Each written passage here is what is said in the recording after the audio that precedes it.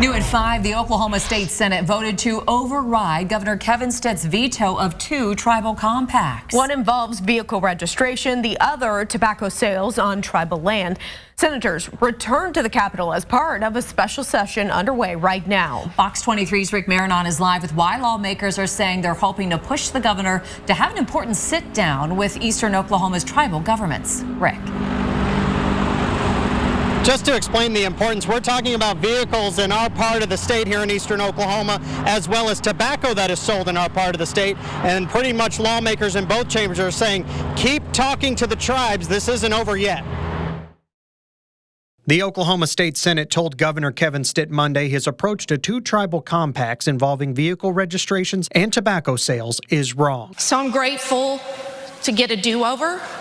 I'm grateful that today we have the chance to prevent chaos. In 2 34-7 bipartisan votes, the Senate voted to extend 2 tribal compacts for 1 year without the governor's signature. This simply gives the governor and the tribes the authority to enter into compact negotiations in good faith and gives them another year to try to get to a resolution. Opponents of the override say compacts are strictly between the governor and the tribes, and the legislature should not get involved. The compact itself says that the governor has the power to negotiate compacts, not the legislature, the governor. The Constitution says the governor has the authority. The governor says the tribes are using recent Supreme Court decisions on tribal lands in eastern Oklahoma to try to grab more money for themselves. Stitt only wants to enter into agreements on what is known as trust land, land that actually belongs to tribal governments and their business ventures. I have to think about what's best for all 4 million Oklahomans. That's who I'm elected to protect.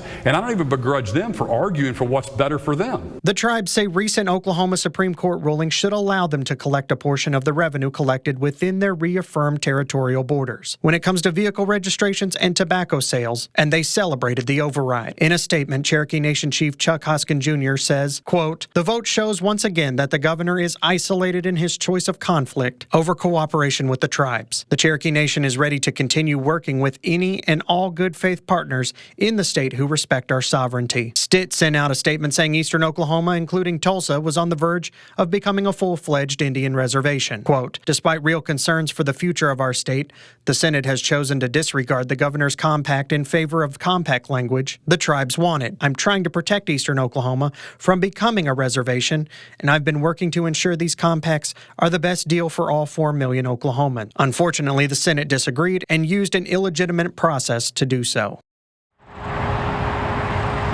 The Oklahoma House still has to return one more time to take one more vote before both compacts are overridden. They already took a preliminary vote last month, and they had enough votes from Democrats and Republicans to do so. It is expected they will follow the same way the Senate has today. Live covering news that matters, I'm Rick Marinon, Fox 23 News.